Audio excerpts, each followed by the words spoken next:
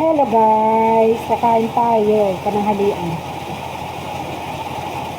Pagkatapos galing sa church, nagprito ako, meron ako dito. Halo-halo yung ulam ko, may iwan ko ano klase ng isda ko. Tapos, sap-sap, maliliit, pinirito ko. Hindi pa lumaki, hinuli na.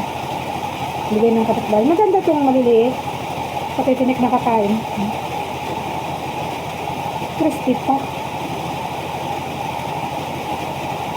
Halo-halo, may tambang. Ano ito? Hindi ko ito kilala eh. Kung may mga kaliskos. Basta ito masarap. Gusto ko ito. Maliliit na sap-sap. Dessert ko saging. Maliit din.